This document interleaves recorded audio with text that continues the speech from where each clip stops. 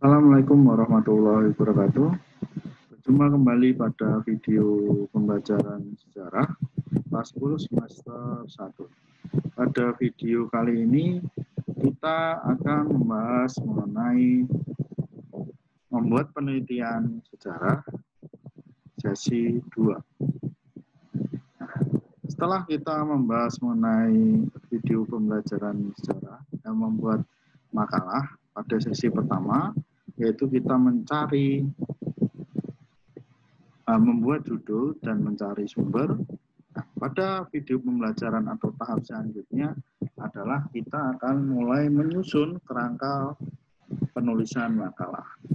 Nah, bagaimana kerangka penulisan makalah untuk penelitian sejarah? Sebagai berikut.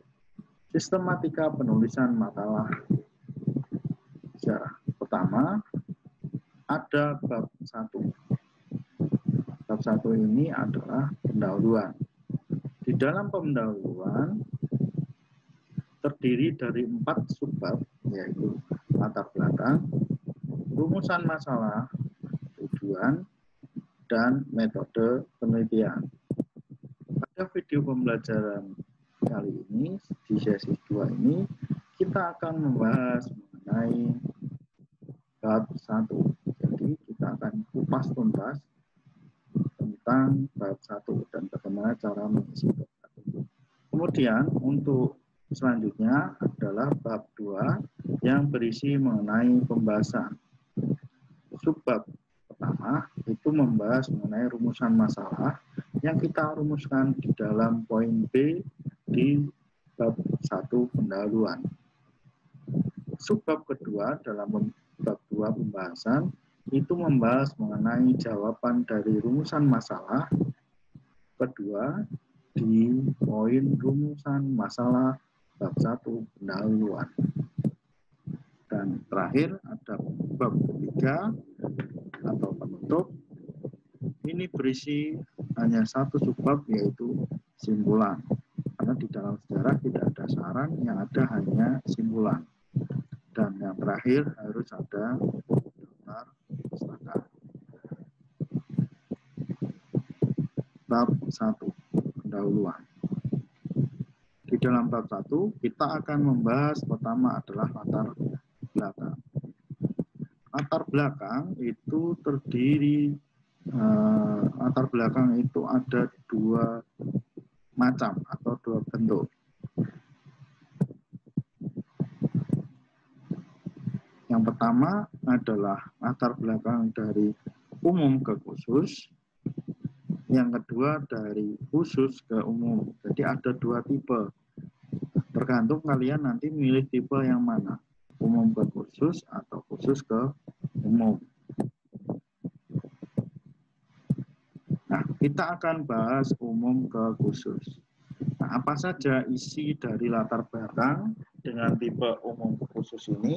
Yang pertama, kita pembahasannya dari atas. Jadi, yang kita isi di dalam latar belakang, kalau dengan tipe umum khusus itu, kita membahas tinjauan umum. Yang kedua, di paragraf atau paragraf kedua, kita membahas mengenai tinjauan khusus dari penelitian yang kita kaji. Kemudian, yang ketiga, kita membahas fakta dan data. Kemudian yang keempat, kita membahas permasalahan, dan yang terakhir kita membahas kajian yang akan dibahas. Jadi di dalam latar belakang untuk tipe umum ke khusus itu terdiri dari tinjauan umum, tinjauan khusus, fakta dan data, permasalahan, dan kajian yang akan dibahas. Nah, mari kita bahas lebih lanjut masing-masing item tersebut. Latar belakang tipe umum ke khusus. Yang pertama, tinjauan umum. Contohnya, jadi ini contoh dari tinjauan umum. Tinjauan umum itu bagaimana? Jadi ketika kita misalnya membahas mengenai bencana banjir, maka kita membahasnya secara umum dulu. misalnya dalam lingkup negara Indonesia. Jadi kita membahas banjir itu dalam lingkup secara umum, secara luas. Misalnya kita membahas negara Indonesia. Jadi kalimat pertama kita bisa membuatnya seperti ini. Indonesia merupakan salah satu negara yang sering mengalami bencana banjir. Nah, kalimat pertama ini adalah kalimat pendapat. Jadi argumen kamu, kalimat argumen. Jadi di dalam satu paragraf ini adalah kalimat yang pertama. Di kalimat pertama ini kamu menuliskan pendapat kamu tentang topik yang akan kamu bahas, misalnya tentang banjir, atau misalnya kebakaran. Indonesia merupakan negara yang memiliki luas hutan yang cukup besar, misalnya. Itu adalah pendapat kamu. Contohnya ini, kita membahas mengenai bencana banjir. Maka kalimat pertamanya adalah Indonesia merupakan salah satu negara yang sering mengalami bencana banjir. Maka untuk melanjutkan pada kalimat kedua, karena di dalam paragraf itu harus saling nyambung antara kalimat satu dan kalimat kedua. Maka kalimat kedua bunyinya bagaimana? Kita harus mengambil bagian dari kalimat satu untuk membuat di kalimat yang kedua agar nyambung. Jadi ketika kita berargumen yang sering mengalami, kalau kita berargumen yang sering mengalami, berarti kalimat kedua itu menceritakan seringnya itu berapa kali. Jadi argumen kita itu dituliskan di kalimat yang kedua agar nyambung. Ketika kamu berpendapat, oh ini sering, nah, dasarnya apa, buktinya apa? Jadi ini pendapat, kemudian ini datanya. Nah, datanya bagaimana? Nah, seperti ini. Hal ini dapat kita lihat dari data BPS atau BNPB atau terserah dari lembaga apa yang mencatat dalam tahun 2018 jumlah bencana di Indonesia, di bencana apa? Bencana misalnya ini karena membahas banjir, bencana banjir yang terjadi sebanyak titik-titik kali. Nah, kemudian di footnote. Nah, bagaimana menulis footnote? Nanti akan saya share linknya bagaimana menulis footnote di MS Word. Yang penting kalian paham bahwa kalimat satu dan kalimat dua ini adalah nyambung. Jadi kalimat satu ini yang kita buat untuk meneruskan di kalimat dua itu adalah yang di garis merah, yang sering mengalami. Kenapa ini kita buat di kalimat kedua? Ini karena kita berisi pendapat kita di sini. Kemudian dituliskan di sini untuk menerangkan apa yang kita terangkan di kalimat sebelumnya. Terjadi sebanyak ini. Nah, bagaimana ketiga? Maka yang ketiga adalah yang kita ceritakan, mengapa kok terjadi banyak sekali. Nah, ini yang akan kita bahas di kalimat yang ketiga. Nah, mengapa ini terjadi? Nah, ternyata penyebabnya adalah, nah itu. Jadi nyambungnya itu di situ. Jadi kalimat kedua ini nyambung ke kalimat ketiga karena di sini dituliskan terjadi sebanyak berapa kali. Loh, kenapa kok ini jumlahnya banyak sekali? Oh, ternyata penyebabnya adalah nah, bisa kalian cari di jurnal. Jadi maksud saya mencari jurnal itu seperti itu. Nah, sama ini nanti harus di footnote 1, 2. Kemudian yang keempat bagaimana? Yang keempat adalah kesimpulan. Kesimpulan dari mana? Dari kalimat 1, 2, dan 3. Dengan demikian berarti Indonesia itu bagaimana? Nah, itu kesimpulanmu dari kalimat 1, 2, dan 3. Itu untuk tinjauan umum. Kemudian yang kedua adalah tinjauan khusus. Nah, Bagaimana tinjauan khusus? Kita sambung pada kalimat yang paragraf 1 yang terakhir. Di situ menerangkan bahwa kesimpulan kamu tentang bencana banjir yang ada di Indonesia. Maka untuk menyambungkan antara paragraf 1 dan 2, maka kalimat di awal paragraf 1 ini adalah bencana banjir, salah satu bencana banjir yang pernah di Indonesia, terjadi di Indonesia. Nah, ini kan nyambung. Di atas kita membahas bencana banjir di Indonesia. Kalimat yang kedua disambungannya begini. Salah satu bencana banjir yang pernah terjadi di Indonesia.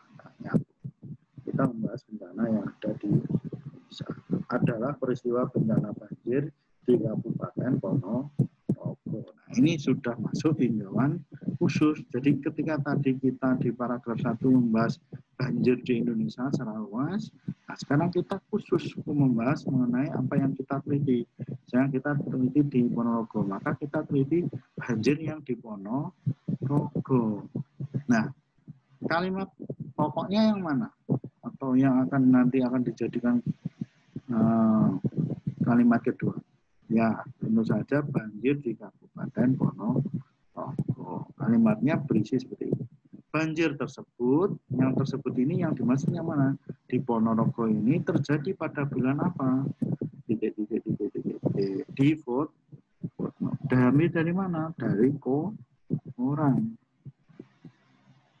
Kemudian banjir tersebut terjadi. Nah, ini terjadi inilah yang akan kita jadikan kalimat yang ketiga. Apa itu penyebabnya? Mengapa ini terjadi? Apa yang menyebabkannya?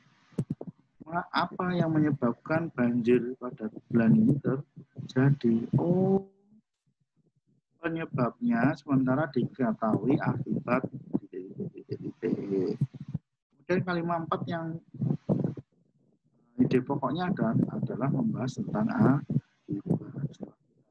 penyebabnya, akibatnya apa? Nah, kita akan membahasnya di sini. Akibatnya, banjir ini membawa kerusakan di beberapa desa, beberapa kecamatan, beberapa kabupaten. Nah, itu harus ditulis. Misalnya Gunung Agung.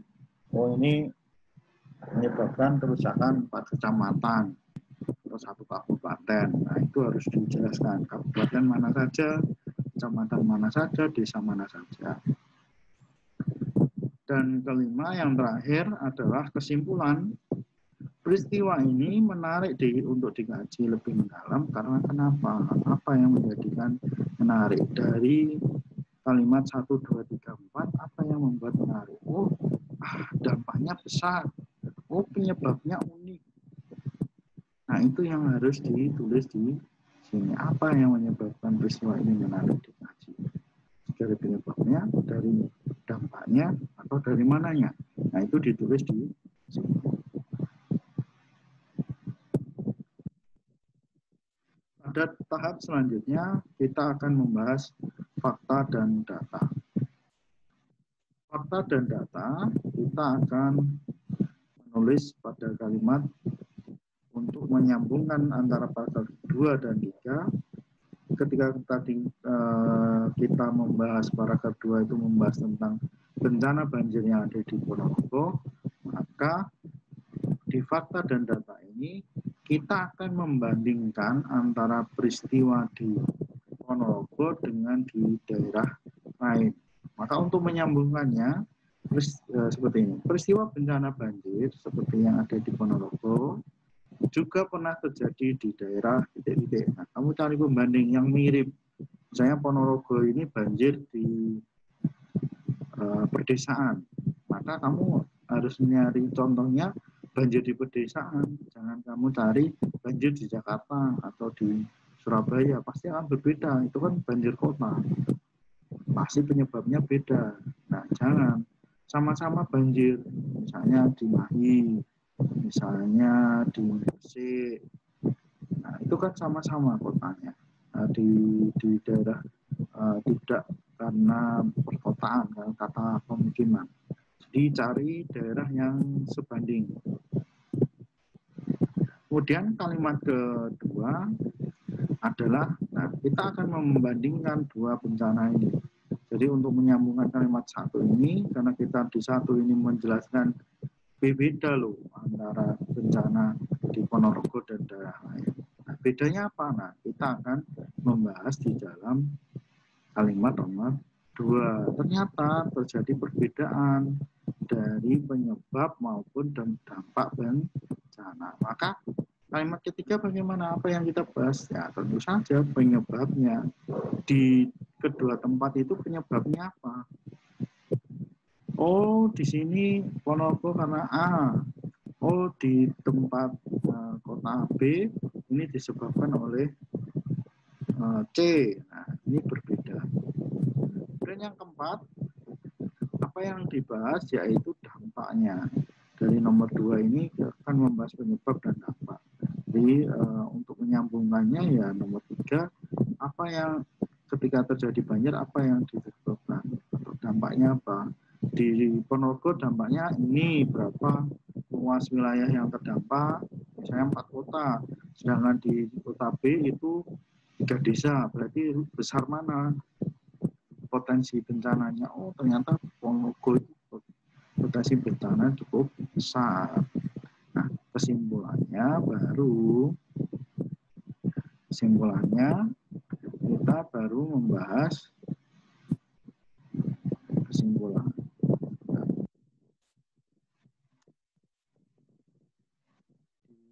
Kesimpulan yang kelima itu baru berdasarkan data dan fakta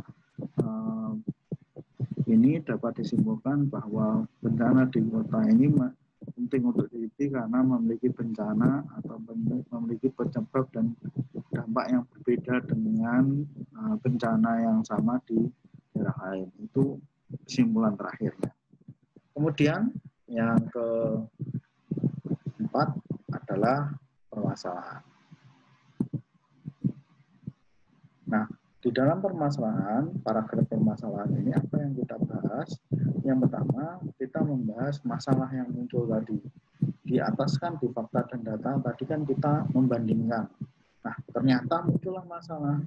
Masalahnya apa? Oh, ternyata penyebab dan dampaknya di banjir di Ponorogo itu sangat berbeda dengan daerah lain.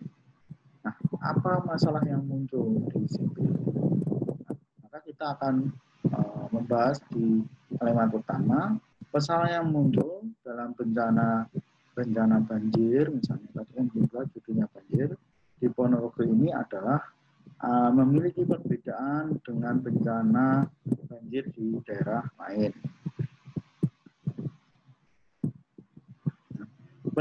Penyebab banjir itu berbeda karena bencana banjir di Ponorogo ini mengapa? Nah, itu dijelaskan lagi. Kemudian nomor 3, hal ini sesuai dengan teori. Jadi ini untuk menguatkan teori. Misalnya, kenapa kok banjir di Ponorogo itu berbeda dengan daerah lain? Oh, ini karena hutannya gundul. Oh, ternyata sesuai dengan teori mitigasi bencana. Misalnya, apabila daerah itu memiliki milikan seperti ini dan kemudian terjadi curah hujan yang tinggi, maka akan terjadinya longsor. Oh, karena daerah situ tidak ada hutan, maka air akan mengalir secara deras, maka terjadilah banjir. Nah, ini sesuai teori. Jadi kamu harus mencari teori. Teorinya dari mana? Dari jurnal yang kamu cari tadi. Yang keempat adalah kesimpulan. Kemudian yang terakhir, paragraf yang terakhir yaitu berisi tentang kajian yang akan dibahas. Apa isinya kajian yang akan dibahas? Yang pertama adalah makalah ini akan membahas tentang apa? Nah, biasanya itu membahas untuk dijadikan rumusan masalah pertama. Jadi contohnya makalah ini akan membahas mengenai itu judulnya peristiwa bencana banjir di Ponorogo tahun 2018. Dari penyebabnya dan proses terjadinya bencana banjir di Ponorogo pada tahun 2012.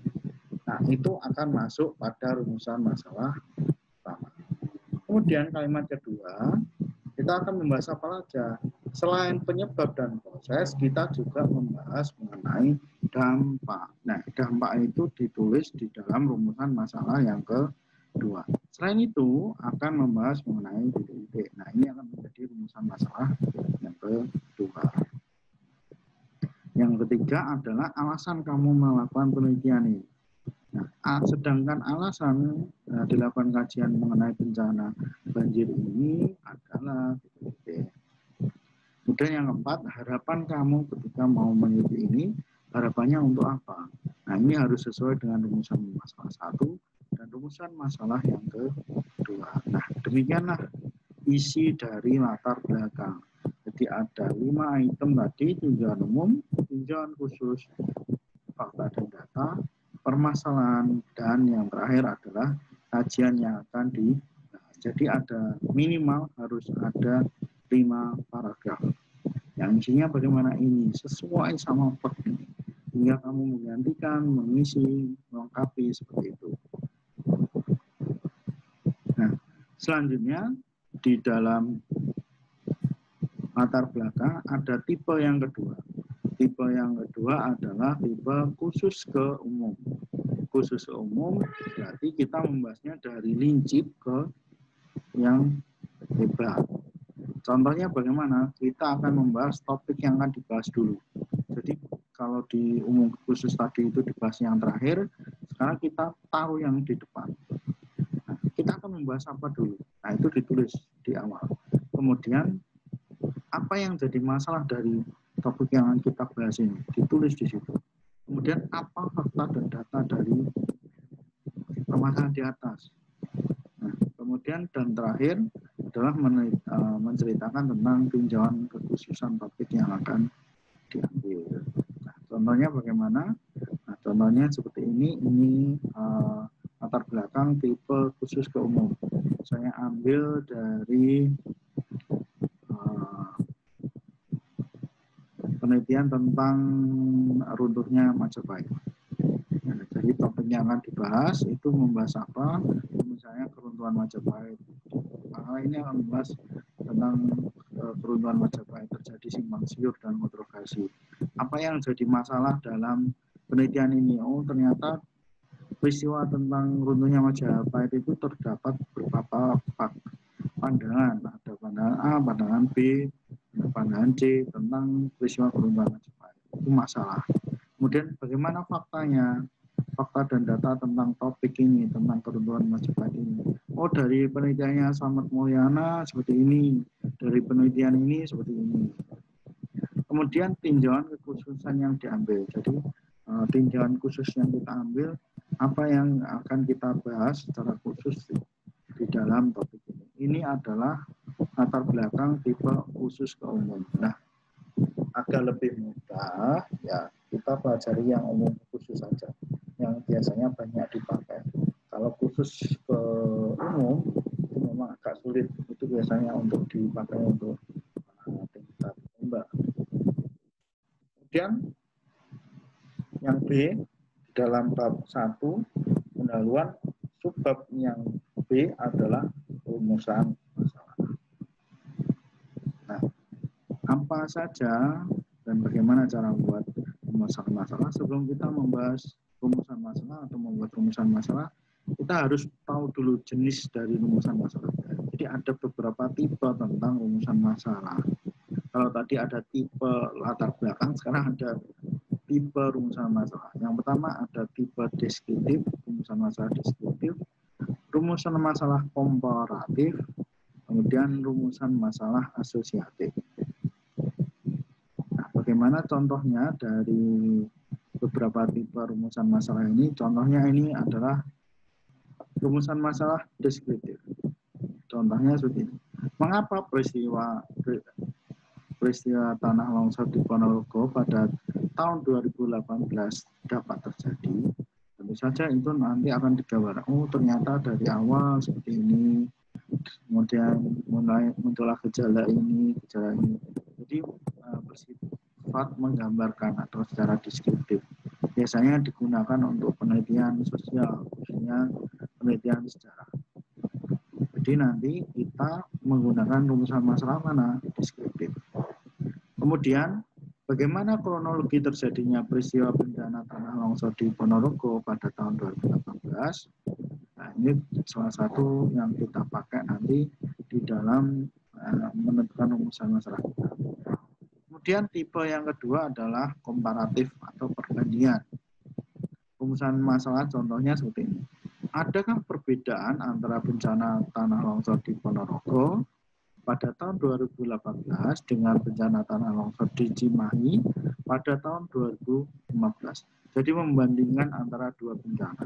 Biasanya ini digunakan untuk penelitian rumusan masalah untuk penelitian sosiologi atau geografi. Biasanya membandingkan seperti ini di ilmu sosial yang lain. Kalau sejarah ya biasanya bersifat deskriptif.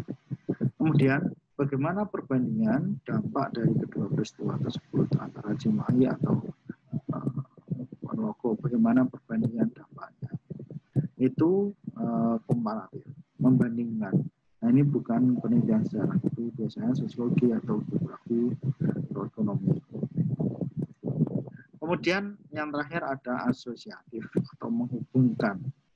Nah, contohnya adalah apakah pengaruh curah hujan terhadap peristiwa tanah longsor di Ponorogo pada tahun 2018? Kemudian yang kedua, bagaimana hubungan antara curah hujan dan hutan gundul pada penyebab tanah longsor tersebut? Jadi menghubungkan, apakah A ini menghubungkan B atau C ini akan menghubungkan D, jadi sebab akibat. Nah, tapi ini biasanya untuk sosiologi biasanya itu pengaruh media A terhadap prestasi anak. Nah, seperti itu.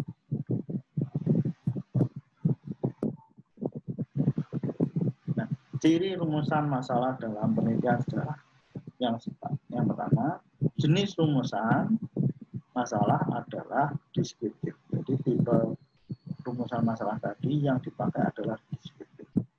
Yang kedua, di dalam pertanyaan rumusan masalah, jadi rumusan masalah itu kan berbentuk pertanyaan. Di dalam membuat kalimat rumusan masalah itu harus menerangkan, harus ada pertama peristiwanya, kedua tempatnya, dan yang ketiga adalah tahun terjadinya peristiwa tersebut. Mengapa? Karena sejarah itu tidak terlepas dari unsur sejarah. Apa itu unsur sejarah? Manusia, ruang, dan waktu. Di dalam penelitiannya juga harus ada 3 item. Kemudian yang ketiga adalah mempertanyakan jalannya peristiwa yang diamati. Jadi biasanya menanyakan apa atau bagaimana peristiwa itu terjadi. Jadi nanti akan dijelaskan secara deskriptif atau menggambarkan. Kemudian yang keempat biasanya menanyakan mengenai dampak dari peristiwa itu. Apa dampak dari setelahnya? Itu adalah ciri-ciri rumusan masalah dalam penelitian sejarah. Kemudian kita membahas rumus. Jadi kunci dalam rumusan masalah. Yang pertama, nanti harus kalian praktekkan, rumusnya adalah kalimat tanya. Kalimat tanya itu kan bagaimana, kapan, who, where. Itu, nah kita akan pakai apa? Kalimat tanya bagaimana. Biasanya bagaimana atau mengapa. Kalimat tanya. Kemudian ditambah peristiwanya yang kita kaji, kemudian ditambah tempatnya, mana, kemudian tahunnya, kemudian tanda tanya. Kemudian untuk rumusan masalah kedua itu membahas mengenai dampak peristiwa. Rumusnya itu kalimat tanya, dampaknya, nah ya dampak yang kita amati apa? Sosial atau ekonomi? Sosial tok boleh, ekonomi tok boleh, atau dampak terhadap istilah lain kan boleh, jadi bebas, tapi dampaknya tentang apa dulu ini harus diuntukkan. Kemudian peristiwa, kemudian objek kajiannya, kemudian tidak ada tempat dan tahun karena sudah ditulis di dalam rumusan pertama. Jadi di bawah itu tidak ditulis nah. Contohnya bagaimana? Contohnya contoh rumusan masalah dalam penelitian sejarah. Pertama, rumusan masalah pertama, jalannya peristiwa. Bisa kamu ambil salah satu. Bisa begini. Bagaimana kronologi peristiwa bencana tanah longsor di Ponorogo pada tahun 2018 dapat terjadi? Atau kalian boleh pakai yang ini. Bagaimana proses terjadinya peristiwa bencana tanah longsor di Ponorogo pada tahun 2018? Intinya sama, boleh pakai salah satu. Ini untuk menerangkan jalannya peristiwa. Kemudian yang kedua adalah dampak peristiwa. Kamu boleh pakai salah satu. Misalnya begini, bagaimana dampak sosial ekonomi peristiwa bencana tersebut terhadap masyarakat sekitar. Jadi kalau di dalam nomor 2 ini agak berbeda rumusnya. Pertama kalimat tanya, kemudian dampaknya apa yang diamati, oh sosial ekonomi, proses bencana tersebut. Mengapa ini ditulis tersebut? Karena sudah tertulis di rumusan masalah yang pertama. Jadi ini yang kedua ditulis tersebut, tidak perlu ditulis lengkap lagi. Kemudian terhadap masyarakat sekitar. Nah, ini harus ada objeknya, manusianya. Kemudian contoh yang kedua, jadi bisa ambil yang ini. Misalnya bagaimana dampak yang ditemukan bencana tersebut dari segi sosial ekonomi masyarakat yang terdampak bencana. Silakan kalian pilih mana yang kalian suka dari rumusan masalah 1 dan rumusan masalah 2.